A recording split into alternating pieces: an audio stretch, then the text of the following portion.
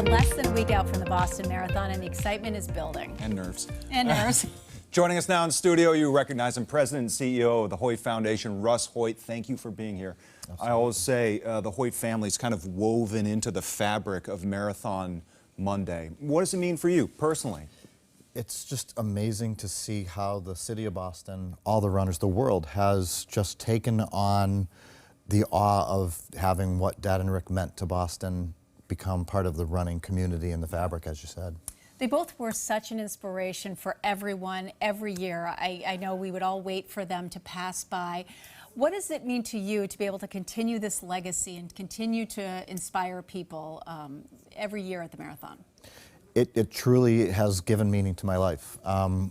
Towards the end, Dad got a little bit of an illness, and I actually took an early retirement, started to spend a lot of time with him, and was hoping to actually have a nice long period to work with him, and that didn't play out. And when he passed, Rick said to me, "It's your time. You have to step up." And when your older brother tells you that, you do what you're told. You better do it. And it's been great because Rick and I were able to really work together for a couple of years after Dad passed. And then, you know, unfortunately, when we lost Rick, it was just sort of a shock. We weren't ready for it. But again, stepping forward and saying that I get to continue the legacy of not only Dad and Rick, but Mom as well. I mean, my mother changed education so that Rick could get into school. And because Rick was in school, he met a gym teacher who said, "You should ask your father to push you in this race." And that's how it all started. I mean, that's how this history built. Incredible, incredible. So I sent out one application only when I wanted to run the marathon, and that was to Team Hoyt, and you graciously accepted. In about 5 seconds, flat, Chris. I'm going to be doing my best running for Team Hoyt. This is a big year. This is a big year for Team Hoyt. 10 years since the last of 32 runnings for Dick and Rick, right? Yep, absolutely. So in 2013, Dad and Rick were running, and Dad had actually planned to retire, and he didn't tell anybody, not even Rick. And when they got pulled off the course because of the bombing, he told Rick what his plans were, and right then and there they decided, there's no way this is how Team Hoyt finishes. We're coming back. They came back in 2014. They showed the world just how strong Boston is, and that was their last race, and it was 10 years ago.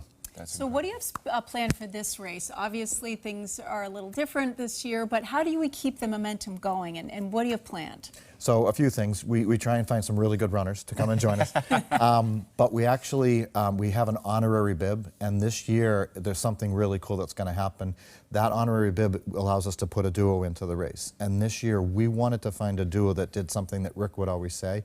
Rick said to Dad, you know, if I wasn't disabled and I had the opportunity to get up out of this chair, I'd put you in the chair and I would push you. So this year we actually have a daughter pushing her father with that honorary bib to honor their memory 10 years later. So Chrissy and Bill Davidson are going to be taking that honorary bib and being pushed in the marathon. Yeah. We also have some special gear this year. We have our Team Hoyt hats with the 10th anniversary, but there's actually a picture of Dad and Rick finishing 10 years ago. And this is the actual finish right here. Incredible. And then the singlets that all of our runners, including Chris, will be wearing are actually going to have Dad and Rick on the front with their 10-year anniversary. So we're really trying to keep that memory alive of just how strong the Hoyt family's connection to the marathon is. Why did you, Chris, and before we go, why did you want to run with this team, of all the teams? I mean, growing up in southern New Hampshire, right, whenever Bob Lobel had the highlights every Marathon Monday, it was men's winner, women's winner, wheelchair, Hoyts. Yeah. Right, and then going to BC undergrad all those years, just seeing the race, being caught up with the energy. I explained the Hoyt family to my son, and I can't do it without getting choked up, because that's where it all started, a father's love for his son. Absolutely. So it means the world to me. I've done my best. I can't wait to represent the organization on Monday. And also Monday morning while I'm running, you at home can watch and find out about Chrissy and Bill Davidson. I interviewed her. It's a remarkable story.